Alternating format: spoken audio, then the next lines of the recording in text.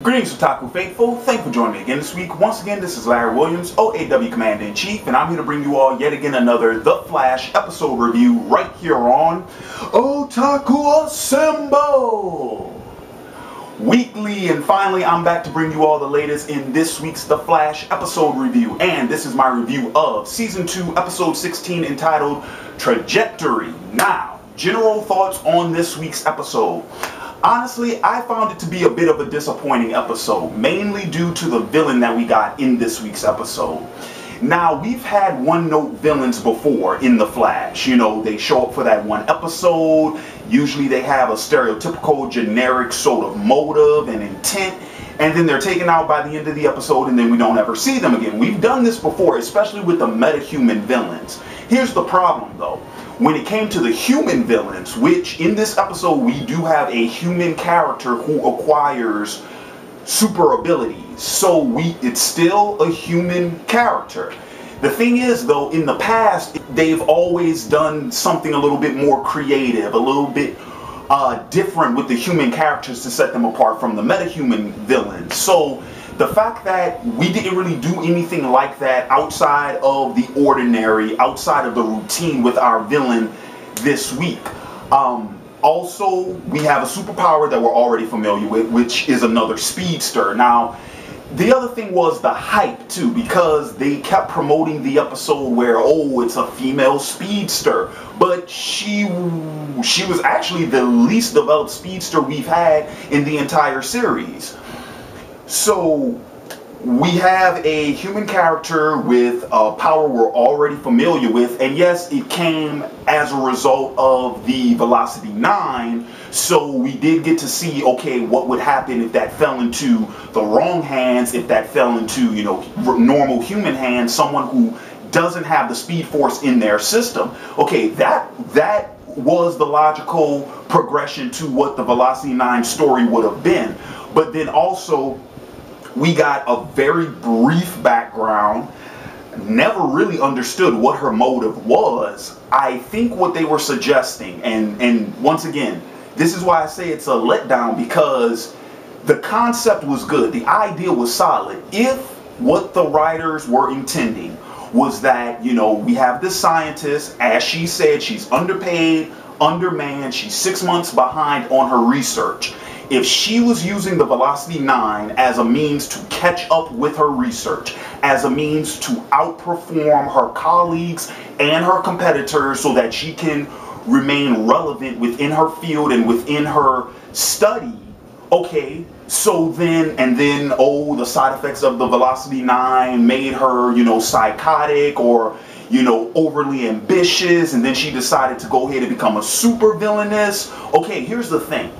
If that was the intent, it was not exercised properly, because what's good about that is that what they did was, if you were going to do that, you would turn Velocity 9, you would turn the speedster abilities into a metaphor for speed, the drug, especially since we are dealing with a chemical substance. So that would have been a really cool analogy for drug abuse and for drug use, right? But we didn't spend the time setting that up. We didn't spend any time developing that. So at this point in time, I'm just guessing. I'm just trying to, you know, come up with a theory. If that was what the writers were going for, I don't think it was executed properly. And the other interesting thing, because I don't think we've ever had this, except with any of the villains, we did sort of get a Jekyll and Hyde thing going with that brief scene where she was, you know, hearing her talking to herself, pretty much, where, you know, she was hearing her inner thoughts and she was responding verbally to them. So we did, and then of course when you see the same character, when her reflection is the trajectory character in the mirror, it's like, okay, cool, we're doing a Jekyll and Hyde sort of thing. But once again, that was not played up enough, that wasn't exercised enough, and so all in all, it just resulted in what I thought was a letdown. One of the other things that was a bit of a letdown was Barry in this episode. You know, Barry's characterization, what's going on with him? I don't think they've managed to lock that down this season yet. Because here's the thing, we've had episodes where it seems like Barry is progressing as a character and regressing, and we keep going back and forth, back and forth, back and forth, to the point where we can't really make up our mind about what's going on with him as a character. So this is what I mean. Look, it's one thing to have a reoccurring flaw with a character, okay?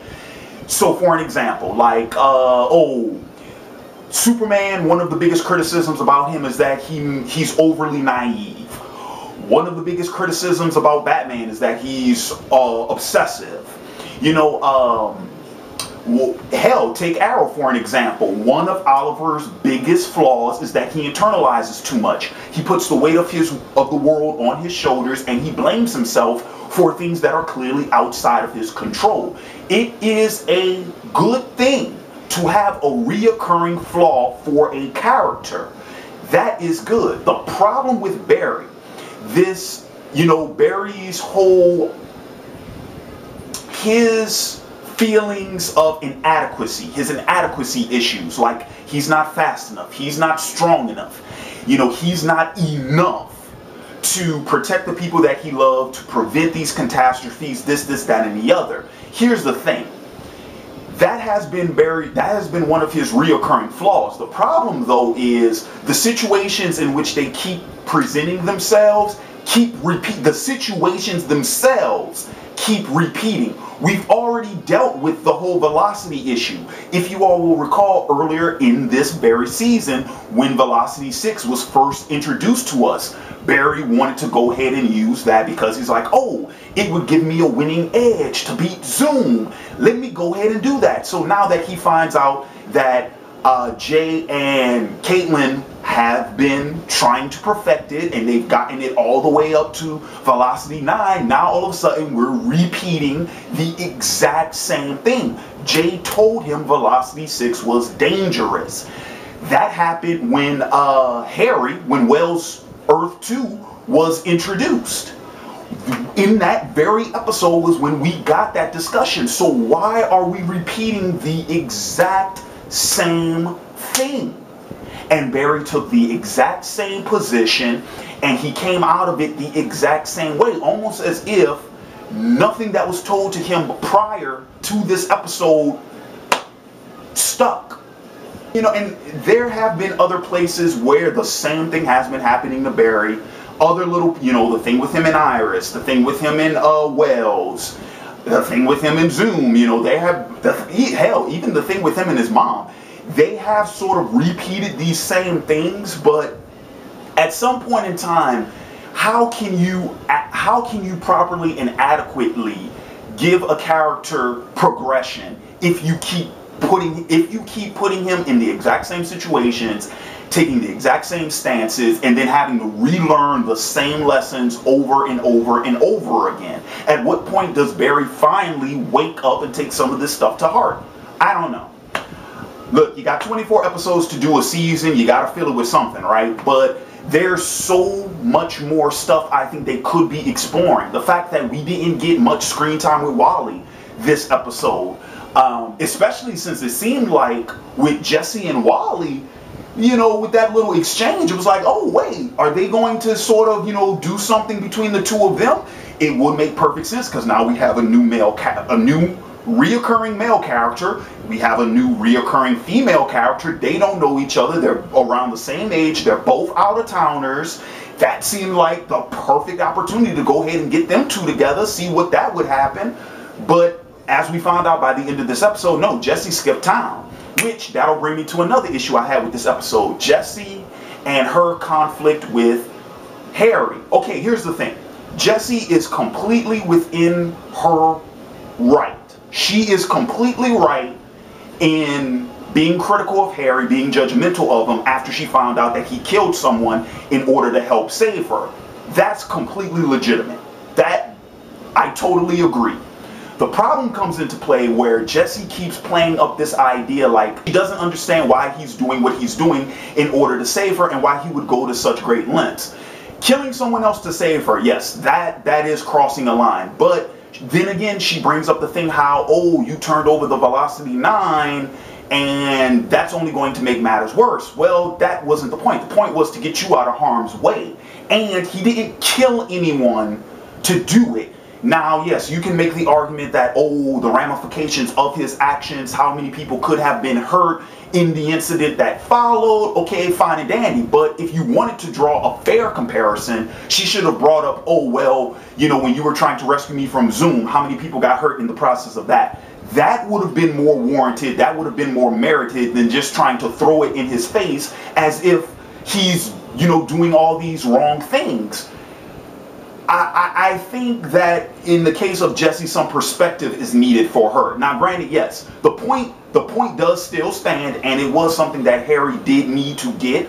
But the way in which it was written, it should have been clarified differently. And the fact that they decided to go ahead and write her out, I thought that was, once again, that's a missed opportunity. How we now have another character who is just as smart, if not smarter, than Harry himself.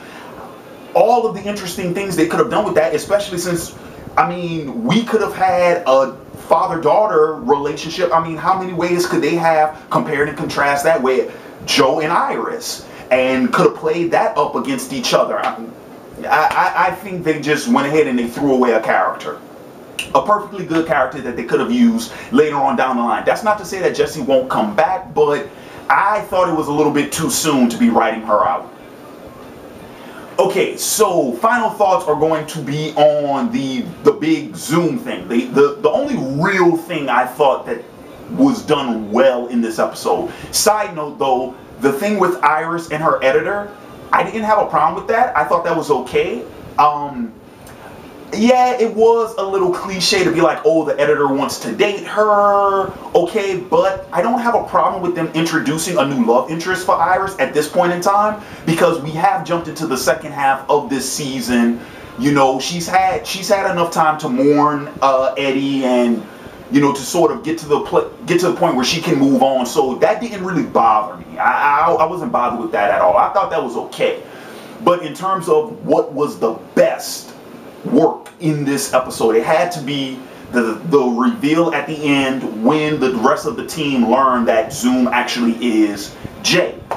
Now, I do have multiple questions with that, as I'm sure you all will, because is that the real Jay who is Zoom? Or is that another doppelganger?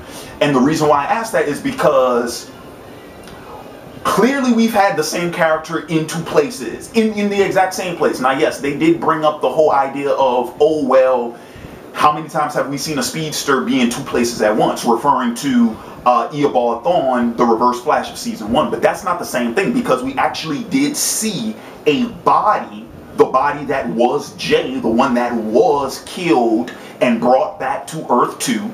We did see that body and Zoom in the same place, which was Zoom's lair. It was his hideout. So we do know that that was a body, okay, that wasn't a projection or an after image or anything like that. We also know that there is a prisoner in Zoom's hideout. And I've read speculation online that that was actually, that prisoner is the real Jay. So once again, or is this just a matter of doppelgangers? We don't know, of course, because, you know, we still got some episodes to go before that whole mystery is solved. But jumping to the conclusion that that is the Earth 2 Jay, I'm not convinced. I'm not convinced. I still think that might be one of the doppelgangers.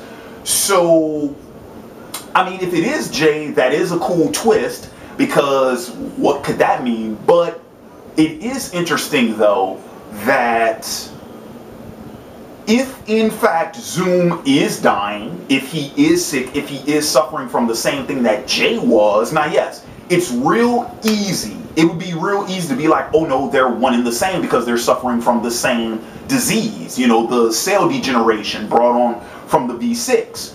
They're suffering from that. So yeah, of course, it could be the exact same person. Or could it just be that perhaps Zoom went after Jay and...